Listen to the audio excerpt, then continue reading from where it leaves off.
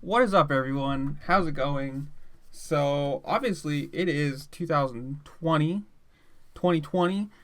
and, well, I'm recording this on Friday. So, A1 was last Saturday, and I think St. Louis is tomorrow. And can we just talk about how crazy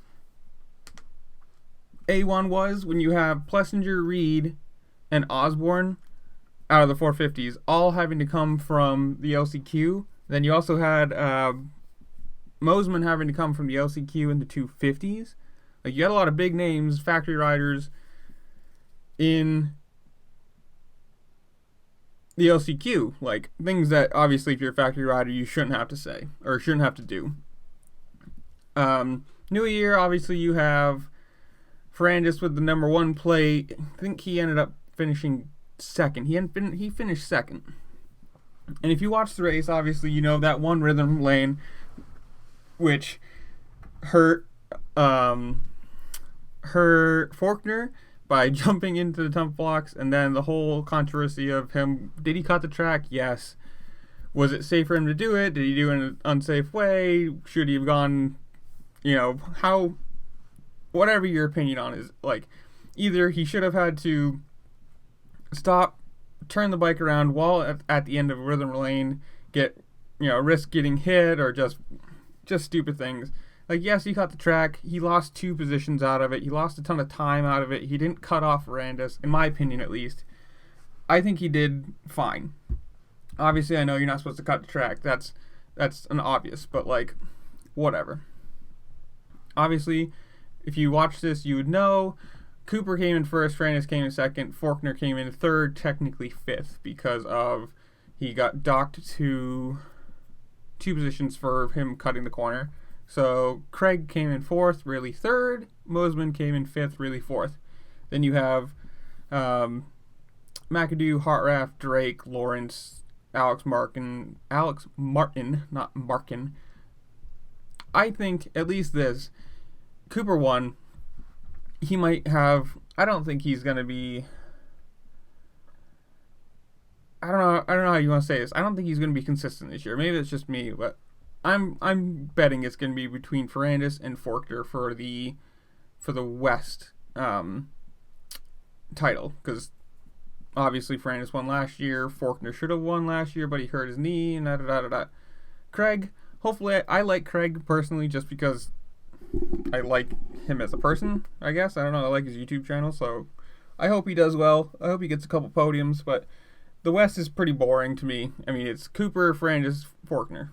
That's what you're going to get. Mosman's apparently pretty good, but who knows? Then the rest of it is literally just nothing.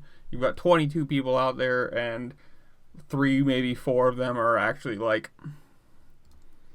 contenders. Let's put it that way. So the 250s, controversy, but not all that big of a deal. Cooper got out front, ran out front. He won. Ferrandis got up to second and was mad about it. Faulkner, again, came in third, but got docked too, so whatever. It was a pretty boring. The 250 West, at least, is a pretty boring to me. Then, I think, personally, the 450s this year is whatever, one of the strongest, like, groupings of people that the 450 has had in a long time, considering, spoiler alert, Barsha won. But let's just, who I think are going to be title contenders, or at least, like,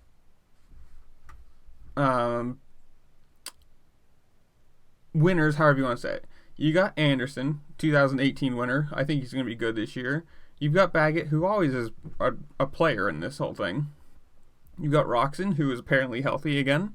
You've got Webb, who obviously was last year's winner. You've got Barsha, who has won 2 A1s in a row now. You got Tomac and Cianciarulo, who obviously, I think Cianciarulo is going to do pretty good this year. There's 7? 1, 2, 3, 4, 5, 6, 7 people. That's a 7-person title fight.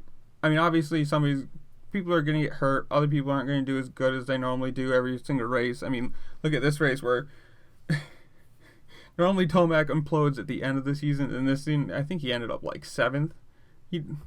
Not a good start. Obviously, there's other people like Reed, who everyone wants to see do good because it's his last year. You've got Wilson, who is on the he's actually a rider for Husqvarna all year, which I hope Wilson does good because, again, I like his YouTube channel. I think he's funny. And out of all these people, like, he's the one that's probably making the least out of anyone, and he's, still giving bikes to kids. I'm assuming, he gets some help from sponsors for that too, but, like, of all the people that make,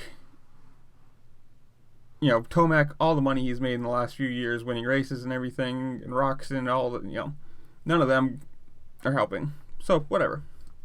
But again, the same rhythm lane, you had Barcia leading, and he jumped into the rhythm lane, hit the almost in the exact spot that Faulkner screwed up. He went off the track in the same spot. Cianciarulo passed him, and I think he led for most of the race. If I'm not, he led for a good 10 minutes, and then he had a little bobble. That's whatever. That was in a different section. It wasn't the same thing. Barcia wins his second A1 in a row. This one, not a mudder, so, like, you can't say he's just, he's just going to win mud races. Good for him. You get Webb up to third, who was sick all day long, had the flu. You had Roczen and Baggett. Roczen, let's see here. This is 4 minutes left. You had Roczen, Brayton, Baggett, Anderson, Tomac. And then Brayton fell. But, Roczen, Baggett, Anderson, Tomac, all from 4th to 7th. Like, those are some big names, considering Baggett's, Baggett's a 250 winner.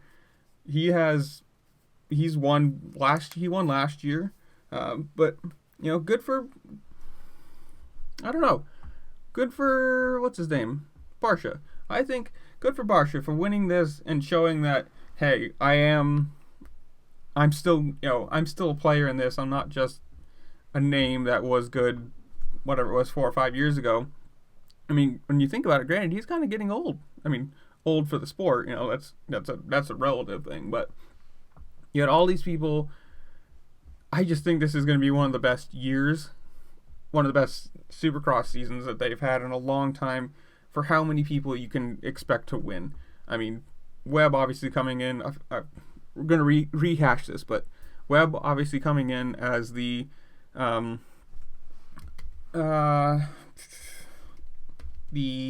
year's winner. Supercross. I'm looking this up right now because they had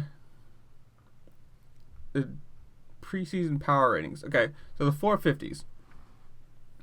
The coming back winner, Cooper Webb, was second.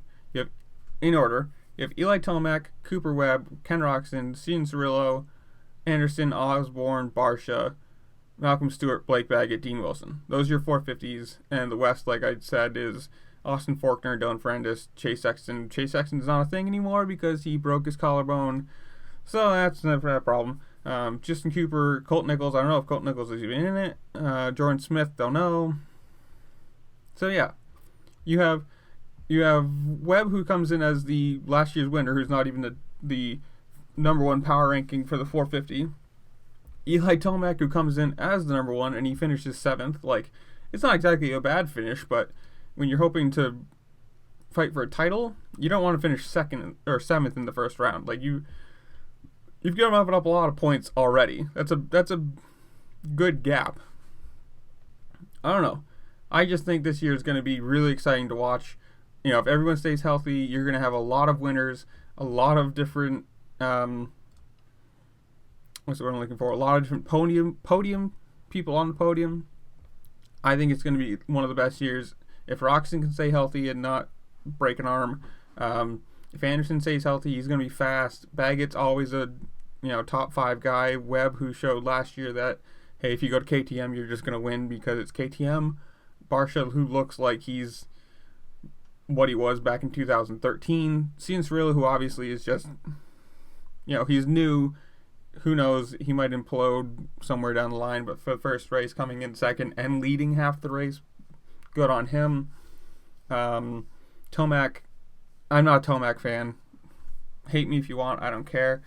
I just think he doesn't have the mental to win a Supercross. You always see him at the end of the season within, if he wins this, he might, a few points here, a few points there, and then he implodes.